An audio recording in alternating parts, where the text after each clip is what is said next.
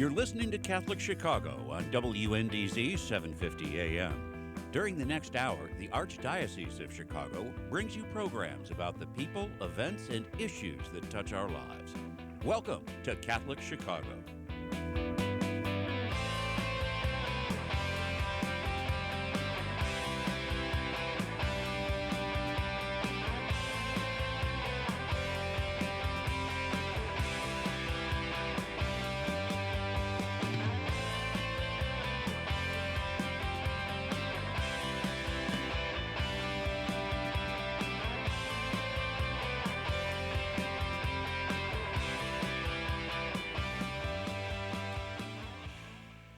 Good morning, everybody. It's so great to be here with you this morning. We're taping the show. It's actually Friday morning, the 12th of February, and this will appear after Valentine's Day. We did that especially for you. Monday's President's Day, so we are going to tape this morning's program, and it's going to be a very interesting program, as always. We got a really nice mixture of guests here this morning. We're going to talk a little bit about abolition of the death penalty. We'll talk, then after that, we'll make a transition to come back here to Illinois and talk with Anthony Holter, who's the director of Empower Illinois, talk about the Scholarship Tax Credit Program and what's going on with that. And then after that, we're going to talk to a downstate lawmaker. He has an interesting bill. He's from R-Teutopolis, and he's going to talk about tax credits for donations to crisis pregnancy centers, something I think that is a great idea. And then finally, we'll wrap up with what's the fourth place hitter in baseball? I'm losing my train of thought. Oh, geez.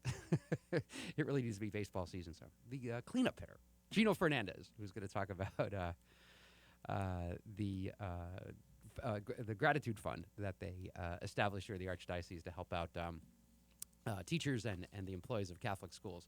So with that, maybe I should just stop ad-libbing things and get right to the subject matter here. Our first guest is we're very privileged to have with us this morning, Krisanne Vaillancourt Murphy. I hope I didn't cut up her name too much. She is the executive director of the Catholic Mobilizing Network, and she's going to talk to us a little bit about some positive developments here on possibly abolishing the death penalty. Krisanne, you with us? I am. Good morning. Good morning. I hope your tongue is not as tied as much as mine this morning. I seem to be a hard time talking here. So maybe I'll just let you do the talking and I'll ask the questions. How's that? That sounds good to me. Krisanne, so I think, I think the theme of our program here today is like arrow pointing up on a lot of these topics. So, the death penalty has been around with us a long time, and I know the Catholic Mobilizing Network that you lead has been very involved with trying to abolish the death penalty. Tell us a little bit about, we have a new president, obviously President Biden, and I was surprised to read, and I shouldn't be, that he is the first president to publicly oppose abolition of the death penalty. Is that true? Yeah, That's that is true. Yeah, it's one of those things I thought, geez, really? Huh. Well, right. I mean, it can be confusing because we know that before this most recent execution spree at the federal level under the Trump administration, it had been 17 years since there had been any executions at the federal level. But in all of those cases, with all of those Republican and Democrat presidents before, in those 17 years, they didn't do anything. They simply didn't set federal execution dates. But they never declared an official moratorium or anything. And so fast forward to our current President Biden, he's openly and publicly stated that he's opposed to the death penalty. He sees it connected to racial violence and poverty and a broken criminal justice system. And he would like to take steps to abolish it. So we're going to try to help him take those concrete steps in his presidency. Yeah, that's great. I think that's admirable of him. I wish he would tie it to a continuum of life. That would be helpful too. But he's a little weak on that, on those issues. But at least at this portion, and maybe we can we will show him the path forward about other aspects of his position on life issues. That would be really great if that would lead to this. That'd even be better. Tell us a little about, so I guess as I see it, there's sort of two paths here. The president, we're grateful that he's opposed to the death penalty, and he has some powers he can do via his office administratively. Yep. But I think you also have another path forward, which is kind of a sort of a grassroots movement and getting hopefully people to sign petitions to urge for abolition of the death penalty. Tell us about that. Yeah, absolutely. Well, I think you're right. There are two paths. I mean, right now we're just talking about a death penalty in the federal law, right? So there's the path of working on declaring a moratorium or doing any number of things that the president can do in his power. He can commute sentences of those who are on the federal death row. There's 50-some people there. He can also not set any execution dates, which of course we expect of this president. He can officially declare a moratorium, which says, not on my watch will we have any executions. And that's different from just passively not setting any. It's actually, you have to declare officially, and that's put in writing, and you make public statements about, declaring an official moratorium, much like was done in 3 states currently. We have California and Oregon and Pennsylvania that are under governor-imposed moratoriums. Yep. So there's that part of it. And then there's also kind of the political will that the president can put toward working with Congress and stating that it's a priority for him to see this move in Congress. And that's where we have some interesting movement happening right now as well. I mean, there has been some symbolic bills in the U.S. Congress in years past. They weren't moving anywhere. They had no legs, as people in Washington say. But interestingly, and this is where it comes back to Illinois, Senator Dick Durbin joined Representative Ayanna Pressley from Massachusetts recently, and they went into a House and Senate combined bill that now, so in both the House and the Senate, there are bills that are saying that they want to abolish the death penalty. And as you know, Senator Dick Durbin is the majority whip now, so that's a pretty prominent position, and he, he's putting in his hat in that rink pretty publicly as well. So we're working on helping those bills get Republican sponsors. I know the U.S. Bishops Conference is doing the same. So we're really trying to push that along in Congress as well. That's great. I'd be interested to hear your opinion on this. My sense is that in the public writ large, and I say this more, Illinois, as you know, we did this. We did the route you just mentioned. We had a moratorium under Governor Ryan, who actually ran for governor, supportive of the death penalty, but when he got in his office, he granted one execution and just couldn't bring himself to do it again, and kind of had this sort of epiphany, if you will, and it's very dramatic. And I think he was even up for a Nobel Peace Prize at one point in time. And so anyway, that's what we did, and then we abolished it legislatively. So I'm in a state that does not support the death penalty. So maybe I'm a little biased, but my sense is nationally, I just saw Virginia. There was movement in Virginia to abolish the death penalty, and I think nationally, I think the arrow, as I said, is pointing up for us in terms of our advocacy efforts and the culture in general not supporting the death penalty. Am I overreading it, or am I reading too much into that?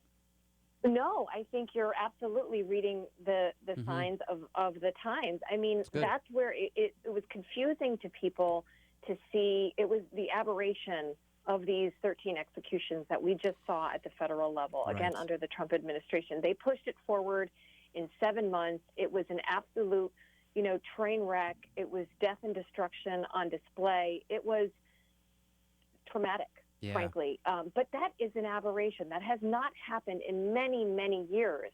And so I think that what we've seen in the states, with the moratoriums, with the repeals of the death penalty in the last even 10 years, I mean, we're clearly moving in a direction toward abolition. So Virginia is hugely significant. I mean, we've been working in Virginia for many years doing education and advocacy and, praying, vigils, any number of kind of ways to raise up the profile of this issue. There's 2 people currently sitting on Virginia's death row.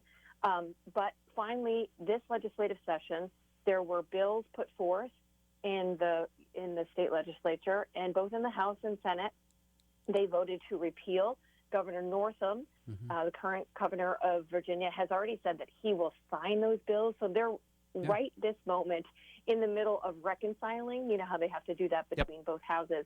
And they're reconciling those bills, and they will present it to the governor and sign it very soon. So that's now number 23 for states that have repealed the death penalty.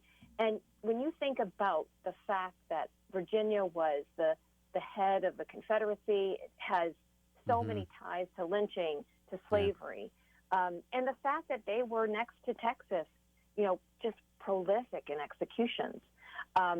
So the fact that they've seen the light, they've moved in a positive direction, and this is the first state in the South to do so. So we're hoping that it continues this domino effect. What we see across the land, we hope will move south and really make that progress towards final abolition in this country. Yeah, I think we're getting there. So what can listeners do? I think I'd mentioned, I think you have a petition going on. What's the best way for people to do? Because, like I said, we're in a state where, there is no usage of the death penalty. What's the best thing for people to do here? Right. Well, I just want to commend your state. You've already mentioned it. What Illinois did. It's something that we hope will happen to many other states. We hope it'll happen at the federal level. You all are coming upon an important anniversary because your death penalty repeal bill was signed into law March 9th of 2011. So this is a 10-year anniversary for you all. But that strong, mobilized, persistent Catholic voice for an end to the death penalty is what we need to, we need to keep moving across the country with this cacophony of voices. So right now, right before President Biden came into office, we had launched a petition saying to him, we're so glad that you're openly opposed to the death penalty, but we need you to take concrete steps. So anyone now do something. across the country can sign the petition urging him to declare a moratorium, to commute the federal death row, and then to use his political will and his energy to work with Congress to remove it from the federal statutes, and then and potentially incentivize states to follow suit. So there are things that he can do. So definitely signing our petition at CatholicsMobilizing.org. The petition to President Biden is right on the homepage. But then for folks who I would imagine some listeners are people who are in the pews, people who are involved in their church ministries. These are ways that we can educate people, not just that we oppose the death penalty, but we want to seek something different. We want to live out our missionary discipleship in more healing and reconciling ways. So when there's harm, when there's violence, we can respond in a proactive, healing kind of way with restorative justice. Yep. So we have lots of education materials and small group materials about what restorative justice is, again, so we can live into our discipleship. In the Pope's recent encyclical, he talks about Fratelli Tutti. He talks about restorative justice and healing harms and how we do that in a Catholic way. He also talks about not stepping back from this position that the Church has that the death penalty is inadmissible. So people need to know what the Catechism says now. It's been revised in the last couple of years. We need to keep educating folks about how ending the death penalty is part of our pro-life teaching of the Church. And then we need to show others, especially folks in Illinois, need to say, hey, we've done it here. How about you folks in, say, Mississippi or Alabama? We need to encourage others to follow suit. I think that's great advice. I should add that we have been involved here at the Catholic Conference on some legislative proposals focusing on restorative justice, not for the types of crimes that Krisanne is talking about, but for lower level crimes. We're starting there and trying to build up some confidence in the system. There's a kind of a famous program here that Father David Kelly runs at Precious Blood, and so we're focused on that. And so there's some good work going on here on that topic. And the other point I'd like to make, and I think you make an excellent point too, is, and I know this for some people these are controversial words, but there is a consistent ethic of life here. And if we can tie these two together as Catholics, we come across as our message is that we stand for life no matter what stage of development it is or what acts maybe some of us have committed. And I think that's a nice unifying message, if you will, for all of us going forward. And I think that way we all win, and we're fighting, we're arguing, we're evangelizing our points in a clear, concise message tied to the, as you mentioned, tied to the Catechism. Truly. We say here at Catholic Mobilizing that no matter the harm one has caused or suffered, they deserve an opportunity for redemption. And that we can model that as Catholics, that we believe that to be true. So when it comes to division, when it comes to harm, when it comes to violence, how we respond says a lot about how we see the value of life and the sacred dignity of human persons. Krisanne, can you give the Catholic Mobilizing Network how people can access the petition one more time? Absolutely.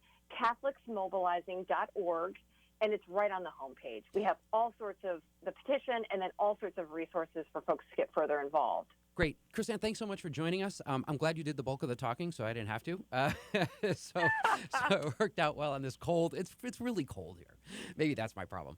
Krisanne Murphy. Have a good day. Thank you very much for joining us, talking about the abolition of the death penalty. And we're going to take a quick break. We're going to come back with Anthony Holter. He's the executive director of Empower Illinois, hopefully a name that many of our listeners are familiar with. He's going to talk to us about the scholarship tax credit. Don't go away. We'll be right back.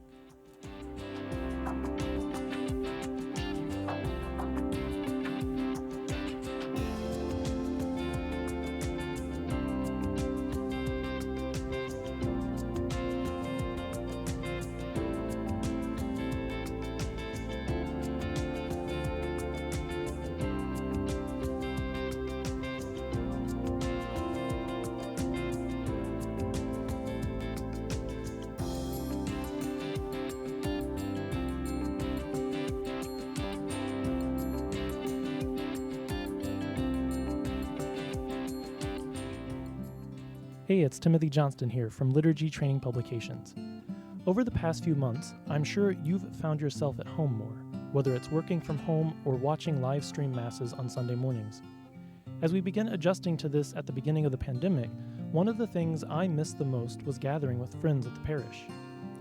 That's why we at LTP have created this new virtual gathering series called Living the Sunday Word. We meet virtually on Thursday evenings each week and reflect on the upcoming Sunday readings. And with that, we share stories to help us more fully reflect on the Word of God. I'm inviting each of you to join us, a group of friends meeting virtually from all parts of the country. So visit ltp.org for more information and to register. You won't want to miss this. Do you have a gently used laptop or desktop computer that is gathering dust in your home? Consider donating to our Catholic Charities Veterans Computer Project. We will clean out your device, give it new software, and repurpose it for a veteran who is looking for employment. Your gift will make an incredible difference in a veteran's ability to find a job. Catholic Charities provides veteran services throughout Lake and suburban Cook counties, giving participants an array of professional and personal support. Our veterans have served our country, and it is our privilege to serve them. To learn more about Catholic Charities Veterans Services and the Veterans Computer Project, call 847-782-4219. That's 847-782-4219.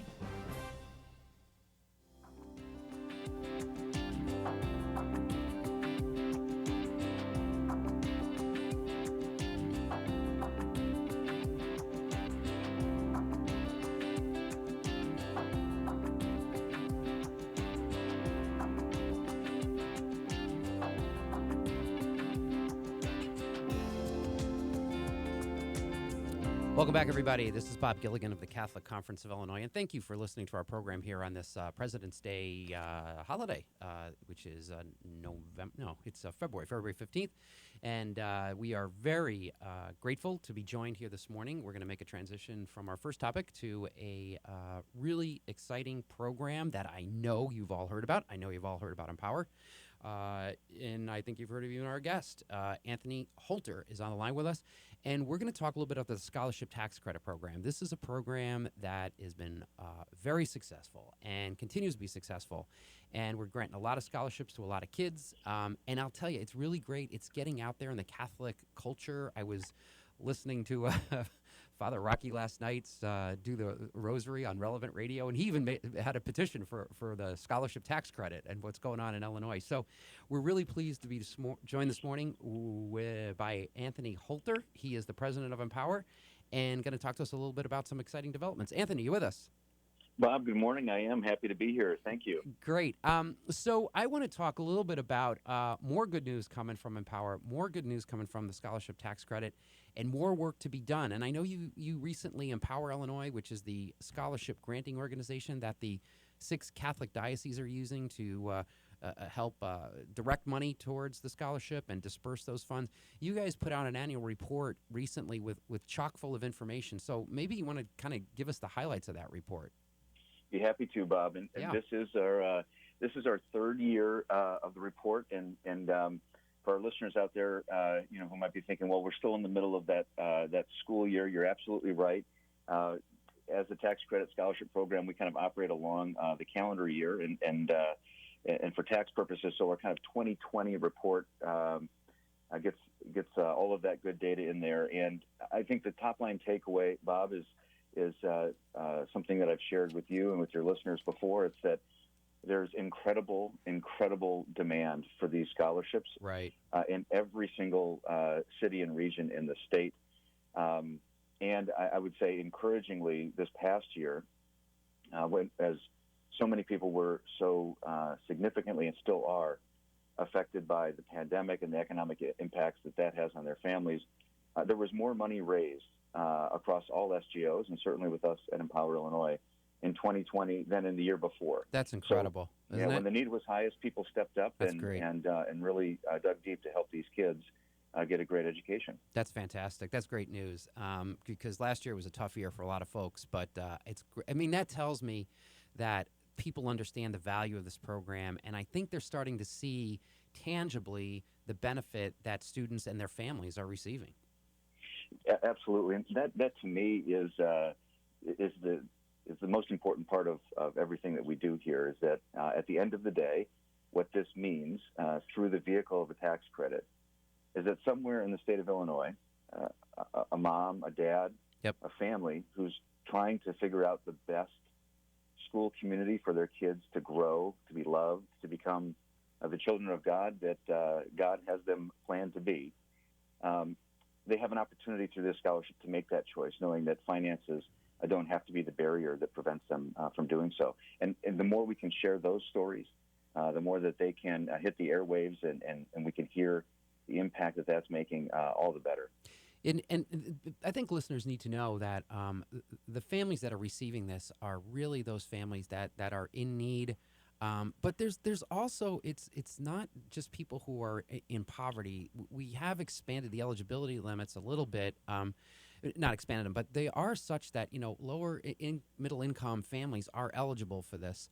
It's not as high as we would like, but we really think that there's a lot of people who are receiving this who, for example, there's wage earners in the home. And Anthony and I've heard stories of parents, working 2 and 3 jobs in order to raise enough money to send their child to a Catholic or a non-public school. And I think Anthony and I were both at an event once when a man stood up and he said, this is so great. Now I don't have to work 3 jobs. I only have to work 2. I mean, so those are the type of people that are benefiting from this program. That's absolutely right, Bob. And that story, as you were retelling it there, I got goosebumps again. It is. It was amazing. We were in that gym. It was packed full of people. Yep. And here you have this dad, who clearly is investing so much of his own time and energy into bettering the lives of his 2 daughters. Bob, as an aside to that conversation, I went up afterwards and thanked the gentleman for sharing his story, and he apologized and he said, "I'm sorry that I couldn't say more." And I said, "Sir, you've said more. You said a lot." Yeah, absolutely. Yeah. There wasn't a dry eye in the place. It was very touching. Yeah, absolutely. Yeah.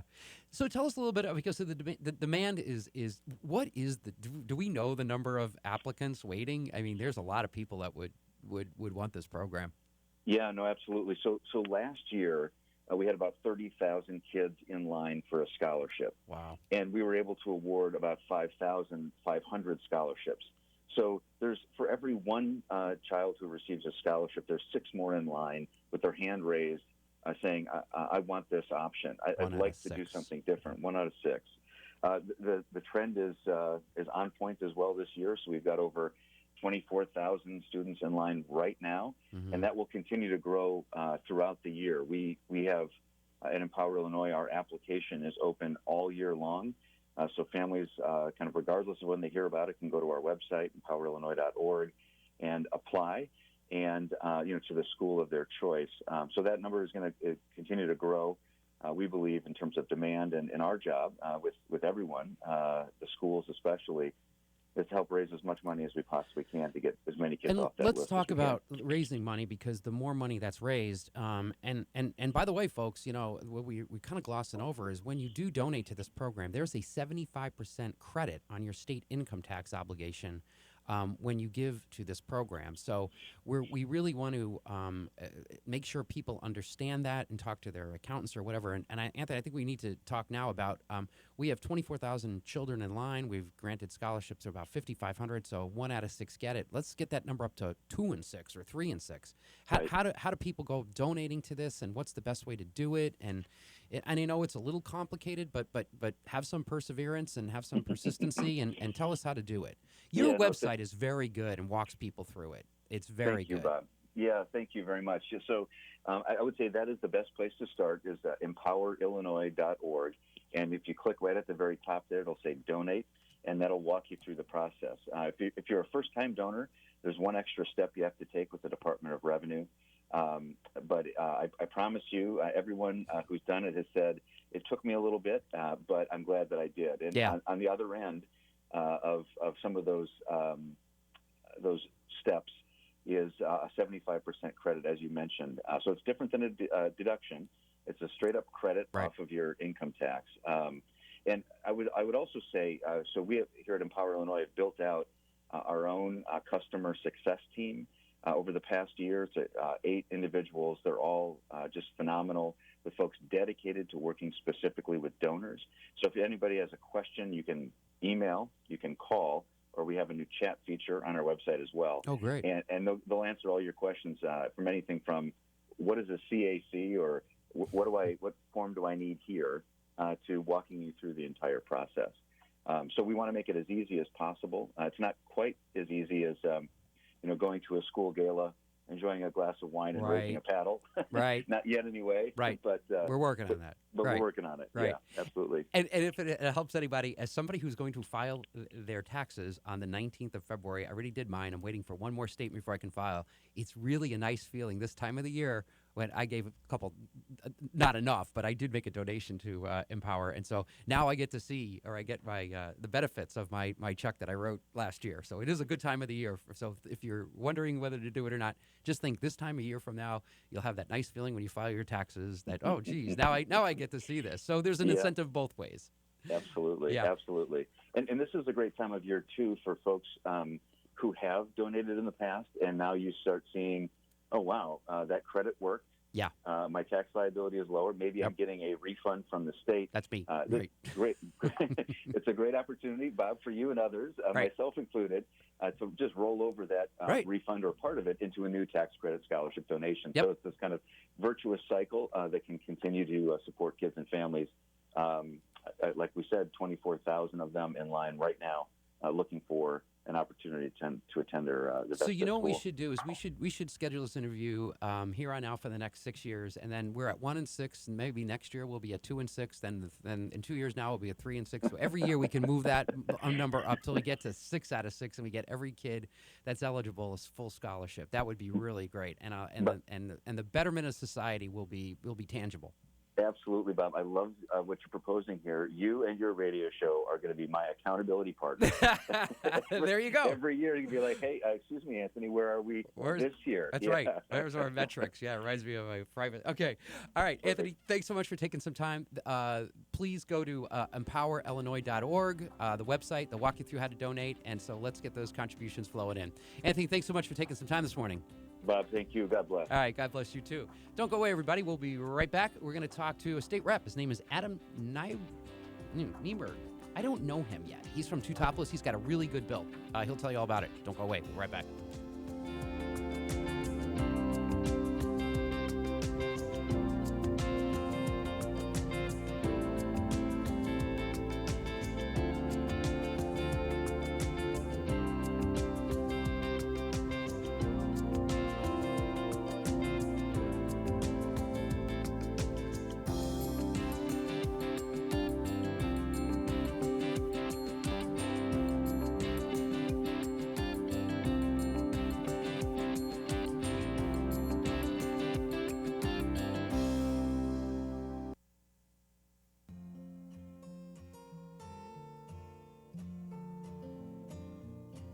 encourage everyone, in fact, when your time comes and you are invited to get vaccinated, to do so.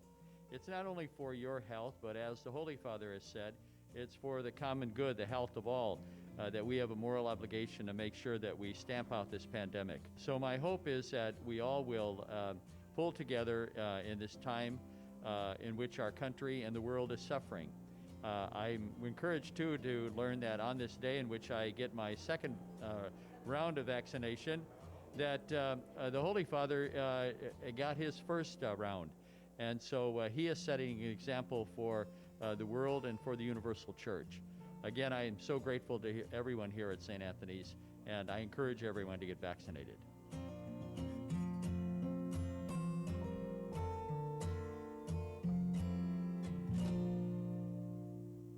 Catholic Charities After Supper Visions program offers guests of our Tuesday night supper the opportunity to learn the art of photography. These talented guests, who are often experiencing homelessness, are offered disposable digital cameras, and they work with volunteer professional photographers to learn the basics of taking photos. Then the artists go out and capture images on film of anything they find to be beautiful or interesting in the world. Their photos are amazing. Visit AfterSupperVisions.com to learn more about the artists and their artwork. Follow us on Facebook, Twitter, Instagram, and LinkedIn too. At After Supper Visions, we are developing film, talent, and hope.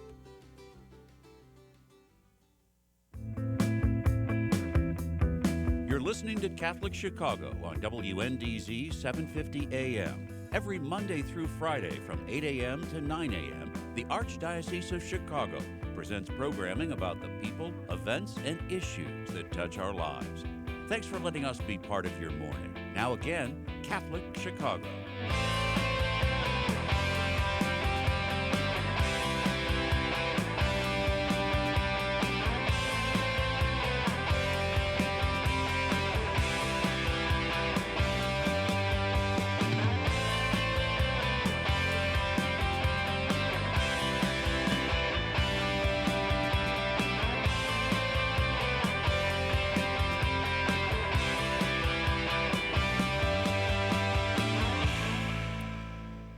Welcome back, everybody. This is Bob Gilligan of the Catholic Conference of Illinois, and thanks for listening to our program here this morning on this cold morning. I'm sure it'll be cold on Friday. It's Monday. It's cold on Friday, so I'm sure it's going to be cold for the next couple weeks. Oh, well, keep snowing. Let's make a transition now to our guest, who has a very good bill. His name is Representative Aaron Niemerg. Is that pronounced? Am I pronouncing it correctly, Representative? Well, it's Adam Niemerg, actually. Niemerg. But no, that's close. All right, Yep, yeah, Adam well, Niemerg. Yes, yeah, sir. it's cold. I'm having a hard time talking this morning. So we have unfortunately not had the pleasure of meeting yet. I think you were newly elected, correct? Yes, sir. I'm a new Congratulations. state representative down in Southeast Illinois. Yes. So this is kind of a Chicago-centric crowd, as I'm sure you've never experienced that before in your career, right? So tell us, first of all, before I talk about the bill, tell us a little bit about where you're from. You're from R-Teutopolis, correct? And where is R-Teutopolis on a map? I know, but many people listening may not. Absolutely. That is Southeast Illinois.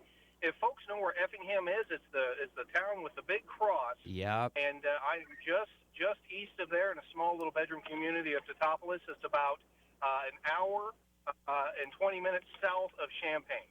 It's the wooden shoes, correct? Yes, sir. That is correct. See, I know my high school basketball. R-Teutopolis has got a tough team. They usually did. Representative, we haven't yet met, but I'm sure we will at some point in time in this crazy world we live in. So you have a very interesting bill that caught our attention. I should add, just in terms of disclosure, I'm on a board of a crisis pregnancy center up here in Chicagoland, so I know the good work they do. And so tell us a little bit about the bill you put forward. It's called House Bill 697. It has to do with crisis pregnancy centers. Yes, sir. Very happy to discuss this bill. So when I ran for office, first and foremost, I'm pro-life. That's number one issue for me. And as a Catholic, it always has been a number one issue for me.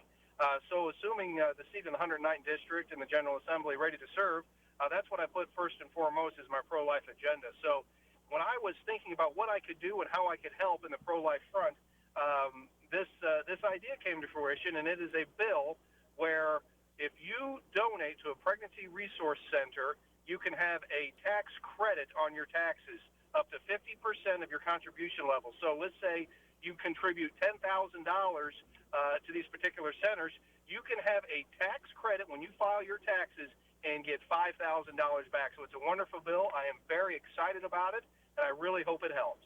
Well, I know it will help, and fundraising for pregnancy resource centers is vital because I think I'm sure it's the case in your area. They don't take state money. I mean, there might be some in Illinois that do, but I don't know of any. And so everything they do is raised privately through donations and philanthropy and good people willing to write checks.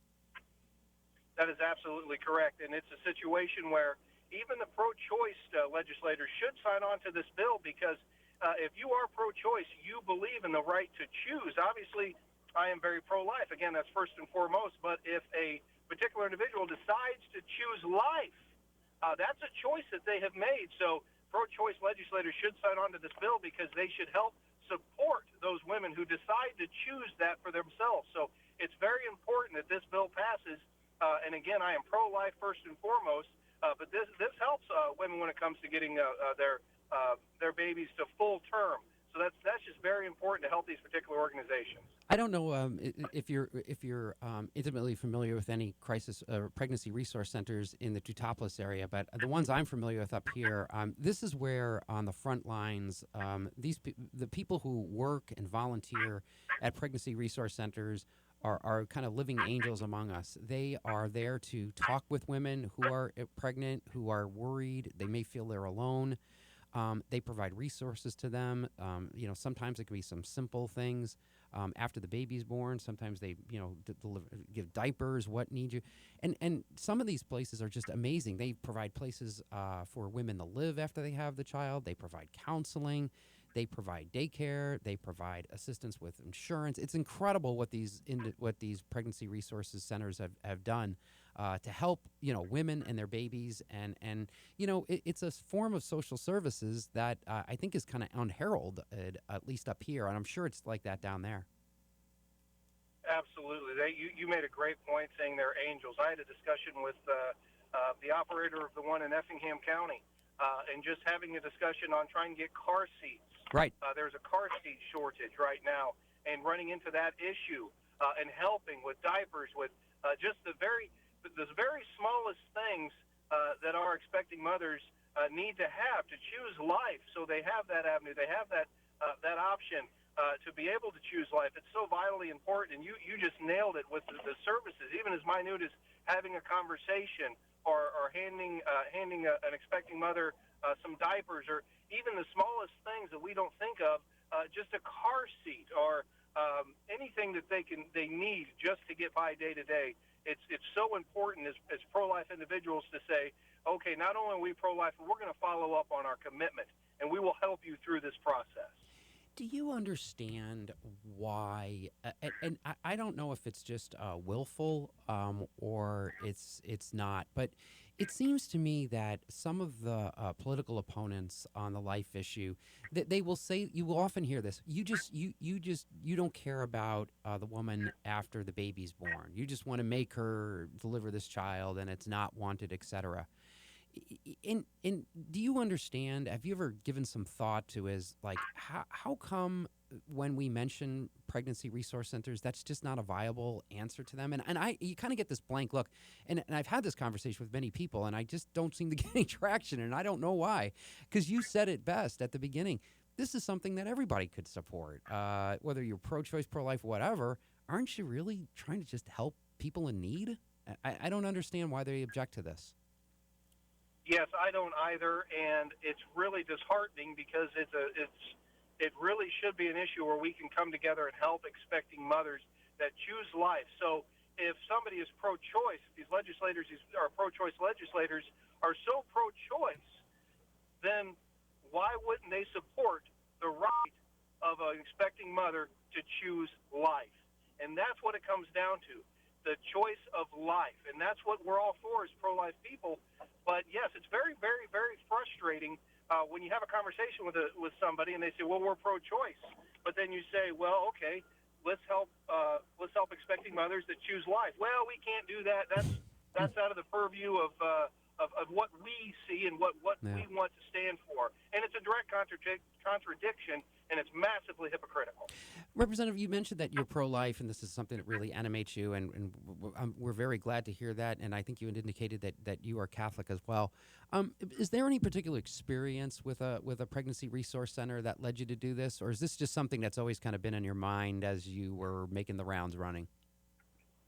It's something that's been on my mind as I was making my So, I've been around to other pregnancy resource centers, and I've talked to a lot of expecting mothers, and I've also had conversations with other non-for-profits that work with expecting mothers and do this all throughout the district.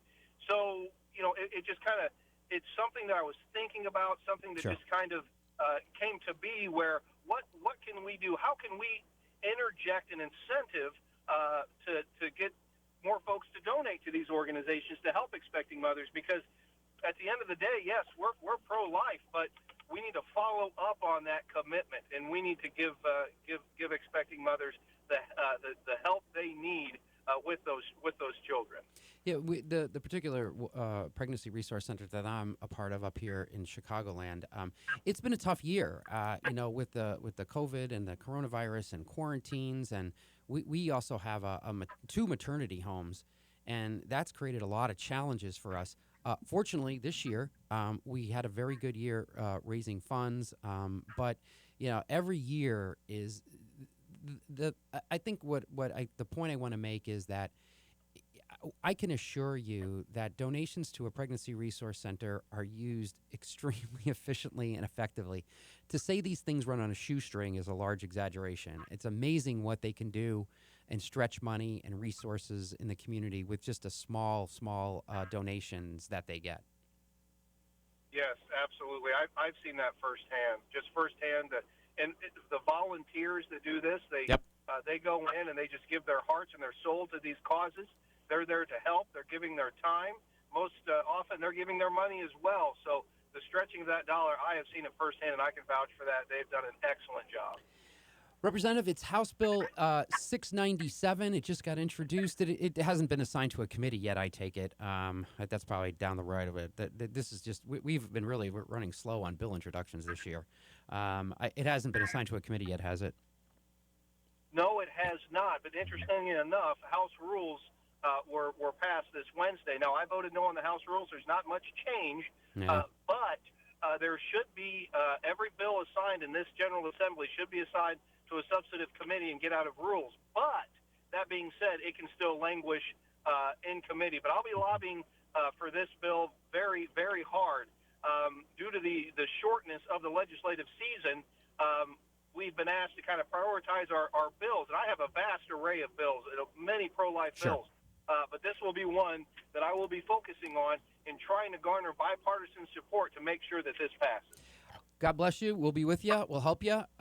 This definitely needs to happen, and hopefully we'll get a hearing or at least get it started. And sometimes these things take more than 1 year, but hey, we're in for the long haul, right? Absolutely. Thank you very much for having me on this morning. Thank you so much, Representative. Representative Adam Niemerg from R-Teutopolis. We're going to take a break here.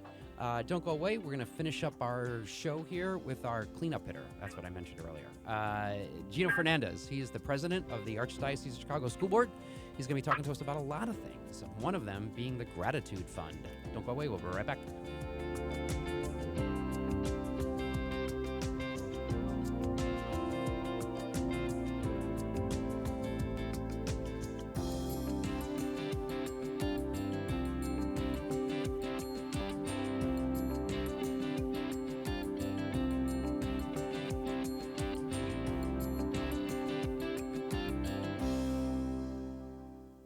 The word made clear is exactly what its name implies. It's an easy-to-understand explanation of the Word of God, the Gospel.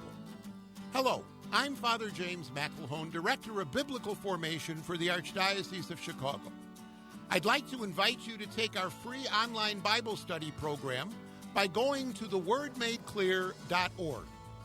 Our website offers an audio-based guide to the Gospels of Mark, Matthew, Luke, and John. Listen to my lectures and follow along with the handouts provided. There are even discussion guides. You can also explore the biblical roots of the Mass. And there are links to a wide variety of biblical sources that will benefit both teachers and students of the sacred scriptures. Just go to wordmadeclear.org to experience our free online Bible study program. Again, it's free at wordmadeclear.org. It's the Word of God. Enjoy. There is so much waiting for you at Catholic Charities Senior Services. We offer programs and services to help make the most of every day. Friendships and fun are guaranteed at our drop-in senior centers. Our adult daycare centers offer enjoyment and greater supervision to seniors who need it, while their caregivers get a break. Holy Family Villa provides a beautiful, safe environment for seniors looking for short or long-term residential facility. And we offer assistance with senior benefits, care coordination, congregate and home-delivered meals, hospital transition, and much more. For more than 100 years, we have accompanied seniors through every transition in their lives, and we are here for you now. Catholic Charities is a name and an agency you can trust. Call Senior Services today at 312-655-7700. That's 312-655-7700.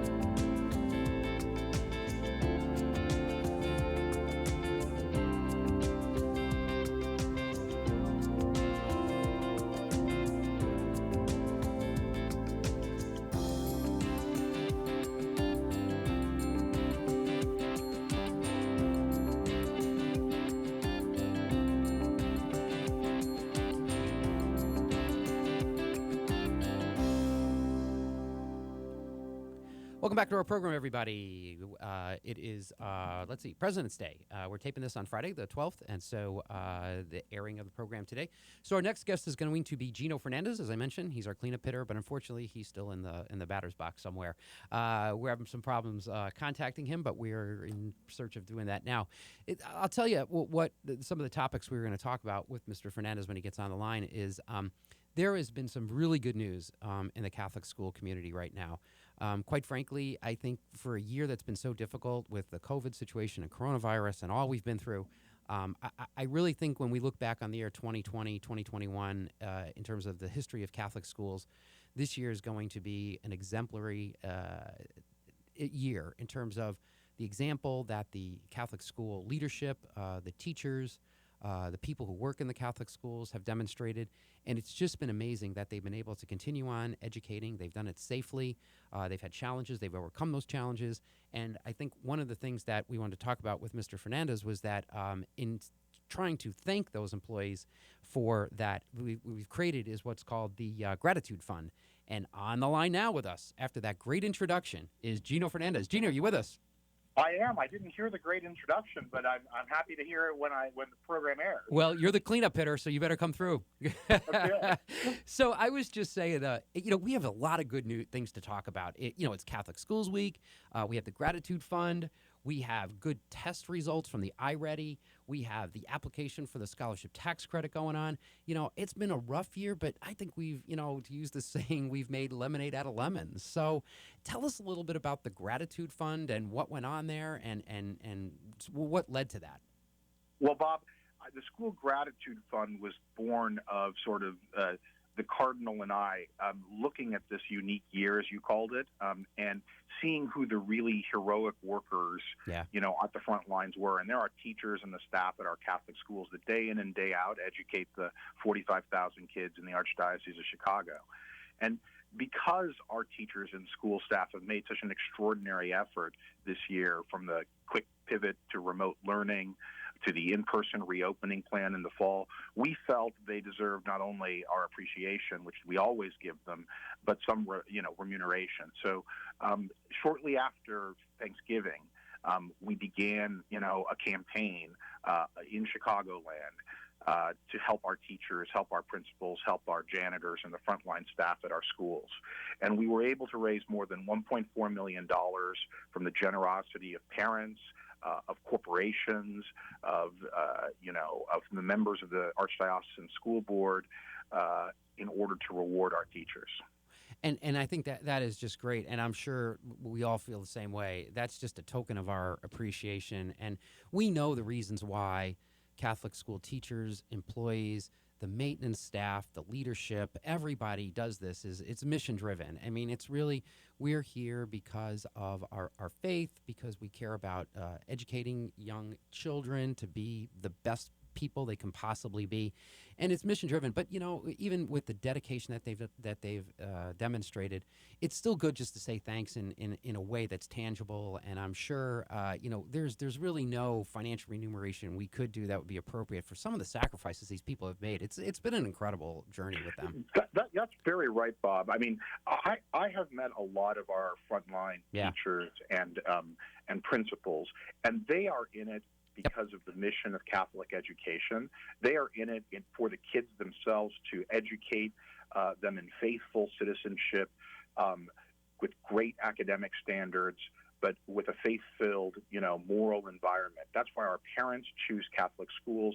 I think that's why our teachers, our heroic teachers, feel fulfilled. Many of them told me that is why they choose to educate in the Catholic school system. Yeah, it's funny. You were mentioning the pivot that we did last year from in-person to remote. I had actually kind of forgotten about that. It's funny. It seems like 10 years ago now. So it just tells you what we've been through. And I was saying in the lead-in, I said, I think someday in the future, we look back on this year, we're going to say, that was really an amazing, what they did was really incredible. I think sometimes we forget that because we're in the moment still. But I think we're going to look back on this, and thanks to your leadership and many others, I think it's going to be one of those moments we're going to say, geez, that was really remarkable. So the Gratitude Fund is out there, and that's kind of underway. And I think we also want to talk about, we're kind of touching on just the overall. I think the arrow is pointing up for Catholic education and Catholic schools. I know our enrollment's down a little bit because of the preschool situation, but I think we're going to rebound real strong from that in 2021. And I think part of that rebound is going to be the good work that's been going on with the scholarship tax credit and all the things that's been going on with that. I mean, we have, 5,000 kids that now getting scholarship tax credits throughout the state. I don't know what the specific numbers in the Arch, but the donations, Anthony Holter was just indicating, were up from 2020, from last year. So I feel good about where we are, but we have a long way to go. It's actually 15,000 kids to attend over 400 private schools statewide. But the first question that you should ask yourself is, why, before we get to the tax credit, why this choice for Catholic education or private education is so appealing to many of our families. And if you just read the Tribune yesterday, I don't know if you got a chance to read the article, they reported on the outstanding learning gains that have been achieved by our students, right? And you mentioned the pivot to remote learning. A lot of people said that pivot was going to disproportionately affect the most vulnerable in our communities. And in fact, it did. Nationally, the numbers in the iReady test were 67% in learning growth in math and 87% in reading. That's nationally. Our schools, our kids in the Archdiocese of Chicago experienced 105% of expected learning growth in math and 130% in reading. that was because of the great pivot our teachers did to remote learning and the fact that we opened up our schools in the fall. So all of those reasons are reasons I think parents want to choose Catholic education. And the sad part is, Bob, there are many parents, who need help, there's an affordability issue. And that's where the Illinois Tax Credit Scholarship Program comes in. As you said, there's a huge number of underprivileged kids who are able to attend high-quality education. And now is the time. A donor who before could give only $1 can give $4 now. And receive the rest as tax credit and designating that to the school of their choice. I really do encourage people to go through the process. It's a little complicated, right? You go to mytax.illinois.gov, you apply for the tax credit, then you designate it with organizations like Empower Illinois. And then you educate the students that they need. We need everyone to do this, Bob, because this is the way we can actually help more people take advantage of the great benefits of Catholic education. Absolutely. And I was saying earlier, and I'll say it again, Empower has some excellent videos, and they have now, if you go on their website, empower.org, they can walk you through. There's a little chat feature. They have people standing by. So I think you would indicate it can be a little intimidating, but it doesn't have to be overwhelming. It can be done. Empower has some excellent opportunities. And to your point, Geno, that, think about that. And by the way, I'm filing my taxes like the next couple of days. So I'm really happy because now I'm seeing the fruits of my tax credit that I gave. I see that check coming in. I'm going to get a rebate from the state this year because I donated. And, you get 75% credit on your state taxes, and that helps people. I'm not extra wealthy by any sense, but I'm like an average donor. You don't have to give. Don't feel like you have to give thousands and thousands of dollars. I mean, if you can, do it. But what, the median donation is like $1,000. So anybody can give to this. It doesn't have to be just the uber wealthy. It can be middle class people with a couple extra bucks, and maybe you don't need that stimulus check, or maybe you need a portion of it. Take some of that and donate it to this very worthy cause. And not just donate, but I think some of your listeners may be parents who have actually taken advantage of the tax, the Empower Illinois and the tax credit scholarship and received the scholarship, right? Mm-hmm. It's so important in this environment for those parents to reach out to your local legislators to tell them how you've been helped, right? To tell them how you've been helped by this program, because a lot of stuff gets debated in Springfield and other places about, and the budget is a hard question. Mm-hmm. But we need this program to continue and not sunset. And the best way to do that is for all of us who have actually seen the good work that this has done for our most vulnerable populations, to go and talk to your legislator about why this program needs to continue. Absolutely. And Catholic Conference of Illinois, as well as Empower, Agudath Israel, all of those organizations, Big Shoulders, are all going to be involved in advocacy in terms of making sure lawmakers know the good work it's done. But our best advocates are people listening to this, people who have benefited from the program or given to the program. Need to make their voices heard, because that's the way this program will continue. And we'll continue talking about it and advocating for it in the years ahead. And hopefully we'll have a reauthorization here next year. But I think you're going to hear a lot about that in the next couple of years. So like I said, a lot of good stuff going on with Catholic education. A lot of people involved doing really yeoman's work. It's really gratifying to see. And like I said, I think the arrow is pointing up for Catholic education writ large, and I'm very optimistic about the future. Geno, thanks for taking some time to join us this morning. Looks like they are got to run. And so thanks for taking some time this morning, as well as to our other guests. We had Krisanne Murphy on, Anthony Holter, Geno Fernandez we just talked to, and Representative Adam Niemerg. Thanks for listening, everybody. This is Bob Gilligan of the Catholic Conference. We'll be back on the third Monday in the month of March. Wow, that sounds like it could be actually above 5 degrees in March. Thanks for listening, everybody. Got to run. Have a good day, good week. God bless, and looking forward to talking again soon.